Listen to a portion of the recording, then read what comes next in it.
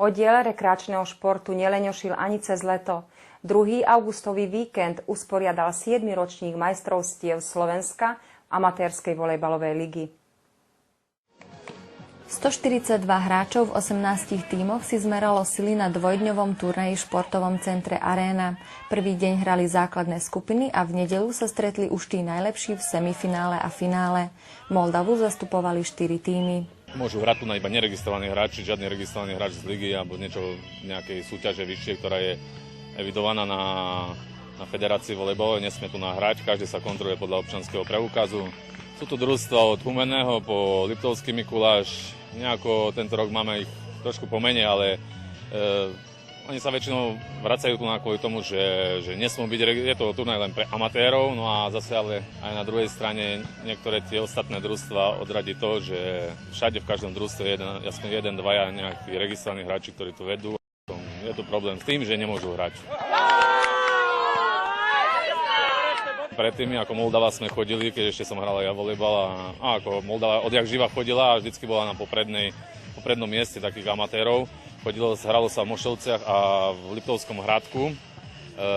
To robila federácia, ale nejako to padlo a tam najlepšie normálnym systémom postupovým z kraja, z okresu, z všetkého sa postupoval tam. Moldava vždycky z Košického kraja.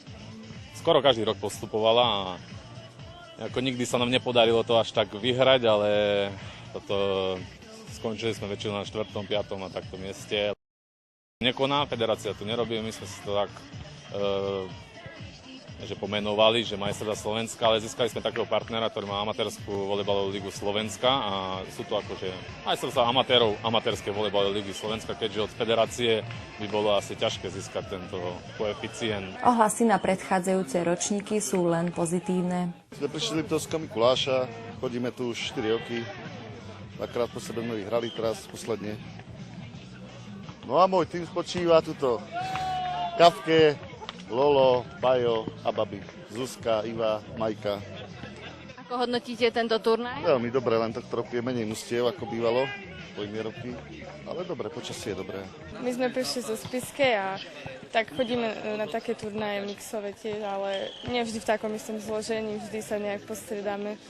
Nechodíme stále v tom istom. Na tomto turnaji po ktorýkrát ste a ako ho hodnotíte? Ja som tu prvýkrát, ale zatiaľ sa mi to tu celkom páči, aj počasie zatiaľ vyšlo, takže super. Naše družstvo sa volá Flakači. Sme takí pozbieraní z Košíc, z Mestskej ligy, dievčatá a chlapci, taký mix košický. Stretávame sa spolu väčšinou len na turnajoch, lebo my ako dievčatá niektoré hráme Košickú mestskú volejbalovú ligu, a na turnajoch s chlapcami sa stretávame. Ako hodnotíte tento turnaj a po ktorýkrát sa ho zúčastňujete? Tento turnaj sa nám strašne páči. Sme tu, myslím, že 3. krát. Perfektne zorganizovaný. Stretávame sa tu každý rok. Radi tu chodíme a stretávame sa tu s ľuďmi, s ktorými sa stretávame iba na tomto turnaji, alebo ešte na turnaji v Košiciach. A proste páči sa nám tu, jak to je. Stále vyšlo dobré počasie, takže veríme, že aj toho roku to tak bude. A je to tu proste super. My sme tým najslabší, sme sa pozbierali na tento turnaj. Hrávame častejšie spolu už asi 2 roky približne. No a vlastne na rôznych akciách, čo sa týka turnajov, či v Levoči, či tu v Moldave, tak vlastne zúčastňujeme sa častejšie. Ako hodnotíte tento turnaj a po ktorýkrát sa ho zúčastňujete? Tak teraz som už 3. krát na tomto turnaji. Myslím si, že organizátori plnia svoju povinnosť, perfektne zorganizované. Čo sa týka aj osvieženia či gulášu, tak si myslím, že je to na dobre vysokej úrovni a ja som spokojná, takisto ako môj tým. Zo spomenutých 4 družstiev Moldavčanov stáli na stupni víťazov 3 z nich. Na 3. mieste sa umiestnil tým Bukefalos, na 2. GMT a 1. miesto si vybojovali volejbalisti z týmu Japonské pole. Po namáhavých zápasoch čakal na súťažiacich výdatný guláš.